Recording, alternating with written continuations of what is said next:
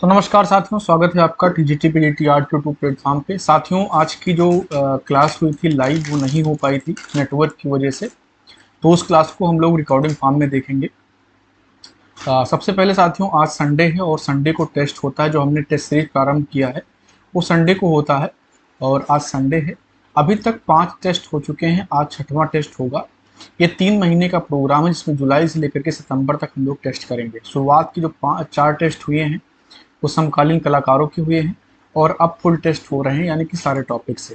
तो अगर किसी को अभी भी टेस्ट को ज्वाइन करना है, उनको पुराने टेस्ट भी मिल जाएंगे, तो ज्वाइन कर सकते हैं। ज्वाइन करने के लिए इस नंबर पर संपर्क करें 9616 82 76 46। दूसरा नंबर है 860175 78 45। टोटल क्वेश्चन 125 होते हैं, पूरे सिलेबस से क्वेश्चन होते हैं। तो आप लोग इसको ज्वाइन कर सकते हैं। फीस मात्र 300 रुपये है। कितनी है? 300 रुपये, ठीक है ना। जिनको ज्वाइन करना है फटाफट ज्वाइन कर लेंगे। आज शाम को 7 बजे 7 PM पर टेस्ट होगा, ठीक है ना। चलते हैं आज के पहले सवाल पर। पहला सवाल देखेंगे क्या है। राजा रवि वर्मा की चित्रों का विषय क्या था? राजा रवि वर्मा की चित्रों का विषय क्या था? पौराणिक था, प्राकृतिक था, ऐतिहासिक था या राजनीतिक था? आप लोग चैट बॉक्स में एज इट इज उत्तर देते हुए चलेंगे। राजा रवि वर्मा के चित्रों का विषय क्या था? तो इसमें सही उत्तर क्या हो जाएगा? पौराणिक। राजा रवि वर्मा के चित्रों का विषय क्या था? पौराणिक था। लेकिन जो उनकी शैली थी वो क्या थी? जो उनकी शैली थी साथियों, वो क्या थी? यूरोपीय शैली थी। यूरोपीय शैली थी, ठीक है ना, यूरोपीय शैली थी। रवि वर्मा ने ही भारत में सबसे पहले तैल चित्रकारी किया। तैल माध्यम में काम करने वाले सबसे पहले व्यक्ति कौन थे? राजा रवि वर्मा, ठीक है ना। चलिए आगे बढ़ेंगे। ग्रुप 1890 कहाँ गठित हुआ? ग्रुप 1890 कहाँ गठित हुआ? मुंबई में, कलकत्ता में, पटना में या बड़ौदा में? तो ग्रुप 1890, पहली बात 1890 इसका नाम क्यों है? क्योंकि ये एक सदस्य हैं जे पांड्या, उनके घर का नंबर था। जे पांड्या के घर का नंबर था 1890 और ये बड़ौदा में स्थापित हुआ था, ग्रुप गठित हुआ था। और इसके अगुआ थे जे स्वामीनाथन, जगदीश स्वामीनाथन। इसके अगुआ कौन थे? जगदीश स्वामीनाथन, ठीक है ना। तो इस सवाल का सही उत्तर क्या हो जाएगा? Option D. चलिए आगे बढ़ेंगे। क्वेश्चन नंबर 4 देखेंगे हम लोग। तैयब मेहता का प्रसिद्ध चित्र कौन सा है? तैयब मेहता का प्रसिद्ध चित्र कौन सा है? दुर्गा, सरस्वती, रेवती या काली? तैयब मेहता का प्रसिद्ध चित्र कौन सा है? तो इसका सही उत्तर क्या हो जाएगा? काली। ऑप्शन सी यहाँ पर सही हो जाएगा, काली। काली इनका प्रसिद्ध चित्र है। लेकिन अगर पूछे काली पूजा किसका है, काली पूजा, ये चित्र अगर पूछता है तो ये रामचंद्रन का है। किसका है? ए रामचंद्रन का है। काली पूजा किसका है? ए रामचंद्रन का है। काली किसका है? तैयब मेहता का है, ठीक है ना। अब आप लोगों के लिए एक होमवर्क है। आप बताएंगे कि काली को क्रिस्टी की नीलामी में कितने रुपए में बेचा गया था। ये सवाल एक बार पूछा गया है। तो ये आपके लिए होमवर्क है, SW है। आप लोग कमेंट बॉक्स में बताएंगे, ठीक है ना। चलिए आगे बढ़ेंगे। रोकोको शैली का मुख्य केंद्र कहाँ था? रोकोको शैली का मुख्य केंद्र कहाँ था? फ्रांस, इंग्लैंड, स्पेन या इटली? रोकोको शैली का मुख्य केंद्र कहाँ पर था? तो इसका सही उत्तर क्या हो जाएगा साथियों? फ्रांस में था। कहाँ पर था? फ्रांस में था। रोकोको शैली का मुख्य केंद्र कहाँ पर था? फ्रांस में था। लेकिन अगर पूछा जाए कि बरोक शैली कहाँ से प्रारंभ हुई थी? बरोक शैली कहाँ से प्रारंभ हुई? तो ये 16वीं शताब्दी में प्रारंभ हुई थी। कहाँ से? इटली से प्रारंभ हुई थी और उसके बाद में पूरे यूरोप में फैल गई थी, ठीक है ना, बरोक शैली। चलिए आगे बढ़ेंगे। क्वेश्चन नंबर 6 देखेंगे हम लोग। हालैंड में बरोक युग के किस चित्रकार ने सबसे अधिक आत्मचित्र बनाए हैं?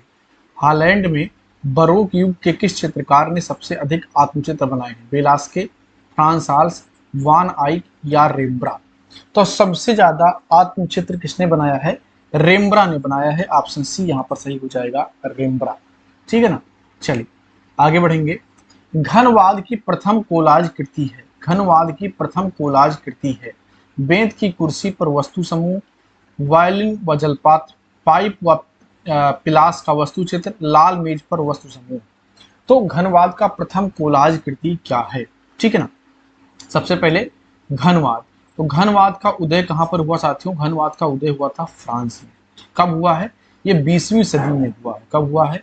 20वीं सदी में हुआ। एक विशेष टाइम पीरियड में 1907 से लेकर के 1925 के बीच में, ठीक है ना। घनवाद के प्रणेता कौन माने जाते हैं? पिकासो एवं ब्राक। पाब्लो पिकासो एवं जॉर्ज ब्राक को इसका प्रणेता माना जाता है, ठीक है ना। और घनवाद की प्रथम कोलाज कृति कौन सी है? तो ये बेंत की कुर्सी पर वस्तु समूह, ऑप्शन ये यहाँ पर सही हो जाएगा। चलिए आगे बढ़ेंगे। शाहजहां के दरबार का प्रधान चित्रकार कौन था? शाहजहां के दरबार का प्रधान चित्रकार कौन था? फकीर उल्लाह खां, मीर हासिम, होनहार या चित्रमन? शाहजहां के दरबार का जो है प्रधान चित्रकार यानी कि मुख्य चित्रकार कौन था? तो शाहजहां के टाइम पर जो कला थी साथियों, आप देखते हैं कि शाहजहां के टाइम को स्वर्ण काल कहा जाता है। मुगलों का स्वर्ण काल शाहजहां के टाइम को कहा जाता है। लेकिन चित्रकला का स्वर्ण काल अगर पूछे तो जहांगीर के टाइम को कहा जाता है। ओवरऑल स्वर्ण काल जो है वो शाहजहां के टाइम को कहा जाता है। शाहजहां के टाइम पर वास्तुकला ज्यादा बनी थी। क्या? वास्तुकला का निर्माण ज्यादा हुआ था, ठीक है ना। लेकिन चित्रकला तब भी बन रही थी। शाहजहां के समय की अगर चित्रकला की बात करें तो उसमें दरबारी शानो शौकत को बहुत ज्यादा दिखाया गया था। दरबारी शानो शौकत को खूब दिखाया गया था, ठीक है ना। यहाँ पर अलंकारिकता बहुत बढ़ गई थी। और जो है यथार्थता का जो है कमी हो गया था। इसके अलावा एक बहुत बड़ी जो है विशेषता है शाहजहां के टाइम की, कई बार सवाल पूछा जाता है उससे कि जो है किसके टाइम पर जो है, सवाल मुझे एग्जैक्टली याद नहीं आ रहा है, आप लोग शायद समझ गए हो, अभी याद आएगा तो मैं बताऊंगा। शाहजहां के दरबार का प्रधान चित्रकार कौन था? तो ये फकीर उल्लाह खां था। कौन था? फकीर उल्लाह खां था, ठीक है ना। स्याह कलम, हाँ याद आ गया, स्याह कलम। तो स्याह कलम किसके टाइम में जो है देखने को मिलता है? तो ये शाहजहां के टाइम में देखने को मिलता है। तो ये कई बार आपके परीक्षा में पूछा गया है, स्याह कलम। तो ये बड़ी विशेषता है शाहजहां के टाइम का, ठीक है ना। चलिए आगे बढ़ेंगे। भारत में यूरोपीय चित्रकला का आरंभ हुआ अकबर के काल में, जहांगीर के काल में, शाहजहां के काल में या औरंगजेब के काल में?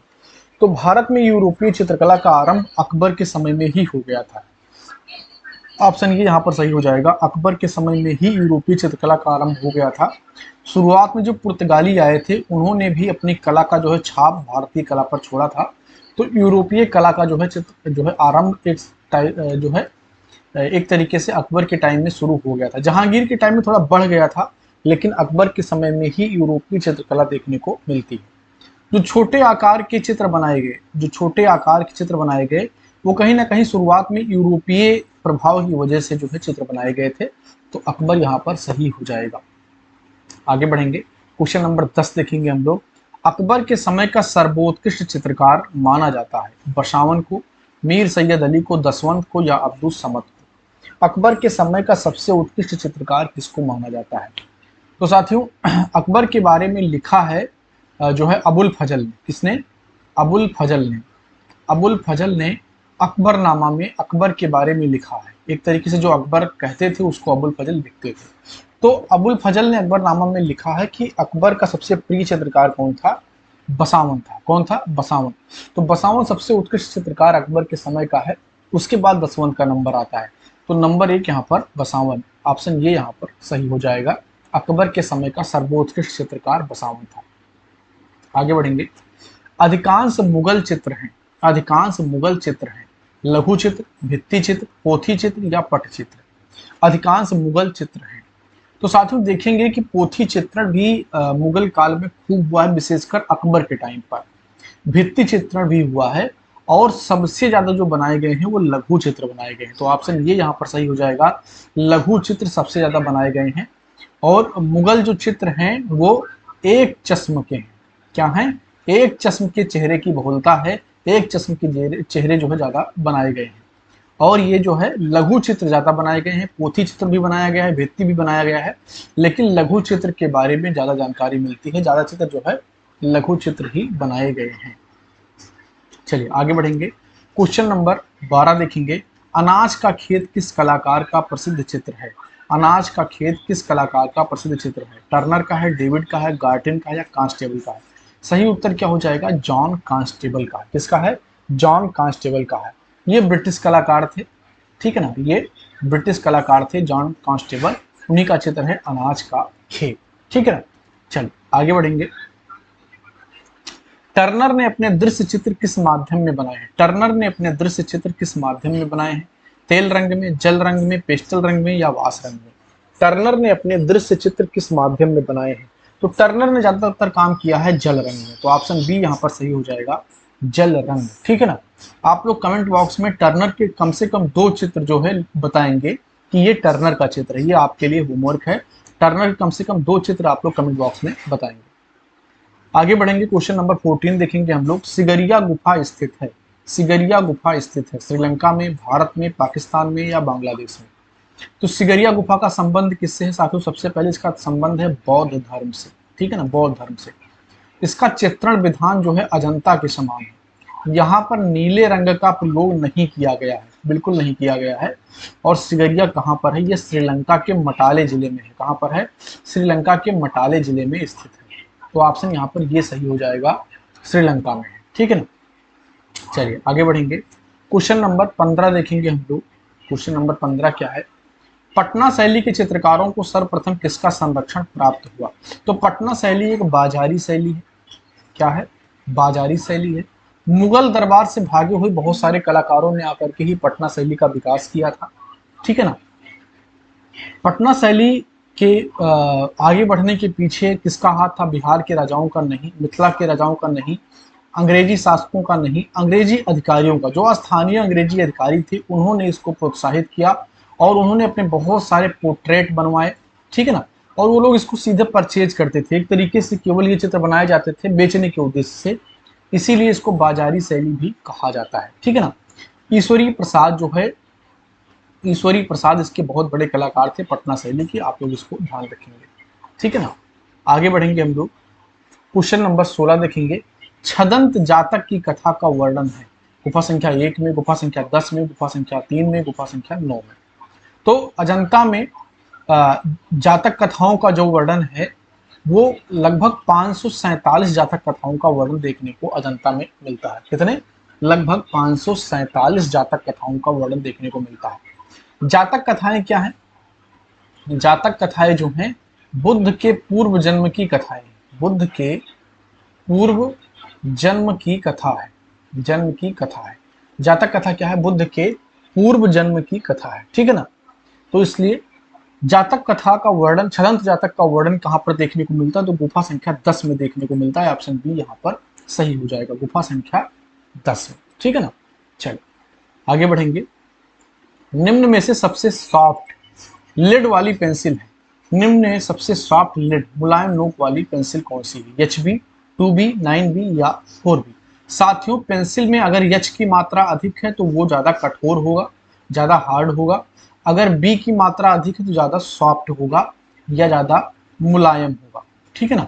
तो अगर B की मात्रा ज्यादा है तो ज्यादा मुलायम, तो B की मात्रा कहाँ पर ज्यादा है? HB में बराबर है तो ये हो नहीं सकता, 2B भी नहीं होगा, 4B भी नहीं होगा, 9B सबसे ज्यादा मुलायम हो जाएगा। ठीक है ना। सबसे अच्छी पेंसिल HB को माना जाता है, ध्यान रखिएगा।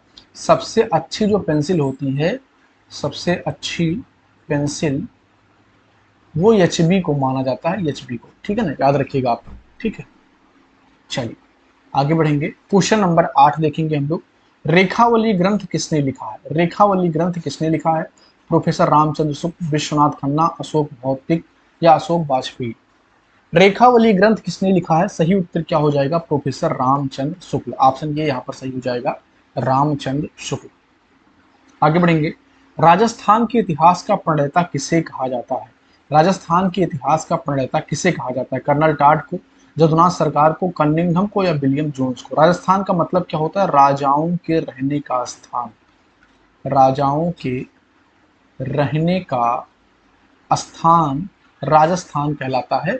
और इसके इतिहास के प्रणेता कौन है? कर्नल टाड है। ऑप्शन ये यहाँ पर सही हो जाएगा, कर्नल टाड। ठीक है ना। चल आगे बढ़ेंगे, शाहनामा के रचनाकार कौन है? शाहनामा के रचनाकार कौन है? अमीर खुसरो, फिरदौसी, अलबरूनी या अबुल फजल? शाहनामा वही ग्रंथ है जिसको बाबर अपने साथ लाया था। कौन? बाबर अपने साथ लाया था। कहां से? ईरान से, ईरान से। तो शाहनामा क्या है? शाहों का इतिहास है। इसका है शाहों का इतिहास है। और इसकी रचना किसने की थी? फिरदौसी ने की थी। ऑप्शन बी यहाँ पर सही हो जाएगा, फिरदौसी। शाहनामा की रचना किसने की है? फिरदौसी ने की है। ठीक है।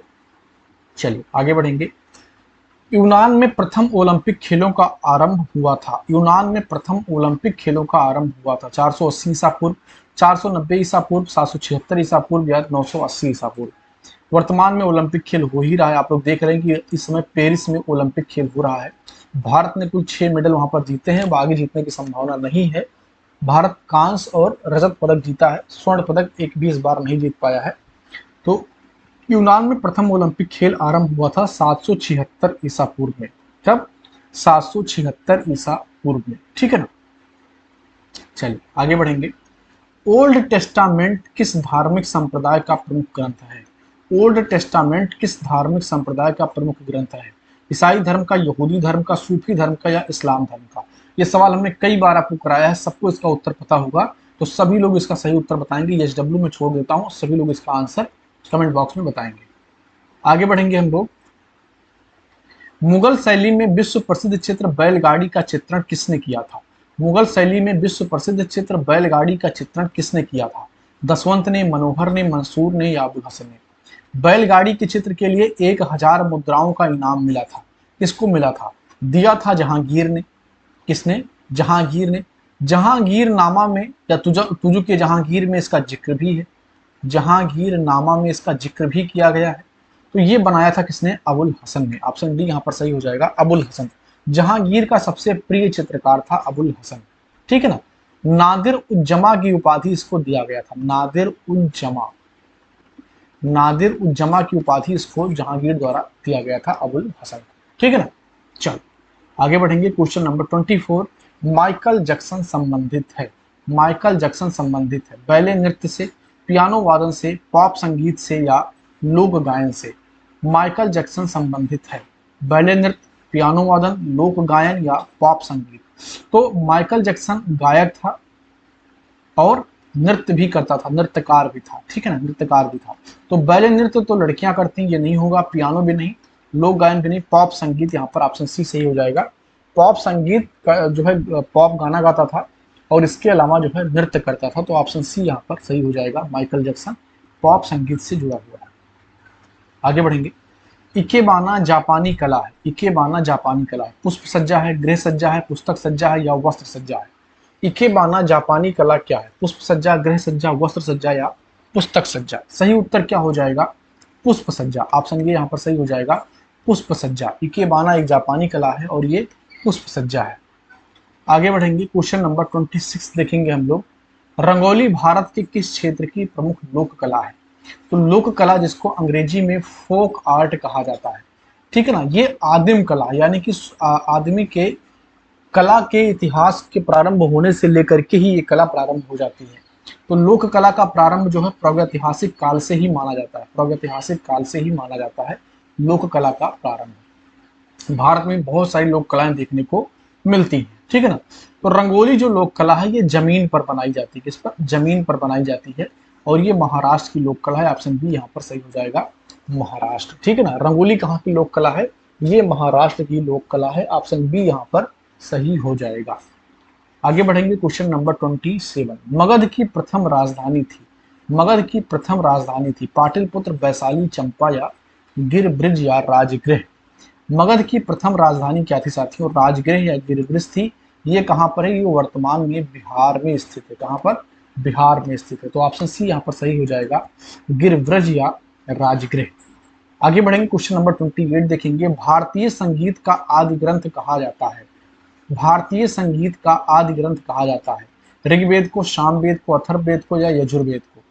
भारतीय संगीत का आदि ग्रंथ कहा जाता है किसको? सामवेद को कहा जाता है। ऑप्शन बी यहाँ पर सही हो जाएगा। आगे बढ़ेंगे। Question number 29। हड़प्पा सभ्यता के संपूर्ण क्षेत्र का आकार किस प्रकार का था? हड़प्पा सभ्यता के संपूर्ण क्षेत्र का आकार किस प्रकार था? तो हड़प्पा सभ्यता कुछ इस प्रकार से फैली हुई थी। तो ये आकार कैसा है साथियों? ये त्रिभुजाकार है। क्या है? त्रिभुज के आकार का है। तो ऑप्शन सी यहाँ पर सही हो जाएगा। हड़प्पा सभ्यता त्रिभुज के आकार में फैली हुई थी। अब आप बताएंगे कि हड़प्पा सभ्यता के स्थल भारत के किस राज्य में सबसे ज्यादा प्राप्त होते हैं? ये आपके लिए एचडब्ल्यू, आज आपके लिए कई एचडब्ल्यू हो गए हैं। ये आपको बताना है कि भारत के किस राज्य में सर्वाधिक हड़प्पाई स्थल प्राप्त होते हैं। बाकी सवाल सही उत्तर क्या हो जाएगा? त्रिभुजाकार। संपूर्ण क्षेत्र का आकार कैसा था? त्रिभुजाकार था। आगे बढ़ेंगे। मोहनजोदड़ो कहां पर स्थित है? तो मोहनजोदड़ो कहां पर? ये सिंध पाकिस्तान में स्थित है। इसकी खुदाई किसने कराई थी 1922 में? आर.डी. बनर्जी ने। किसने? आर.डी. बनर्जी ने इसकी खुदाई कराई थी। मोहनजोदड़ो का अर्थ होता है मृतकों का टीला। मृतकों का टीला। ये एक महत्वपूर्ण हड़प्पाई स्थल है। दो महत्वपूर्ण हड़प्पाई स्थल हैं, बाकी तो बहुत सब सारे महत्वपूर्ण है, लेकिन दो सबसे ज्यादा महत्वपूर्ण है, एक तो मोहनजोदड़ो, दूसरा हड़प्पा। ये दो सबसे महत्वपूर्ण हड़प्पाई स्थल माने जाते हैं। आज का आखिरी सवाल हम लोग देखेंगे, विष्णु का अंकोर वाट मंदिर कहाँ पर स्थित है? विष्णु का अंकोर वाट मंदिर कहाँ पर स्थित है? वियतनाम में, तिब्बत में, कंबोडिया में या इंडोनेशिया में? तो विष्णु का अंकोर वाट मंदिर बहुत ही प्रसिद्ध मंदिर है, कहाँ पर है? कंबोडिया में है। ऑप्शन डी यहाँ पर सही हो जाएगा।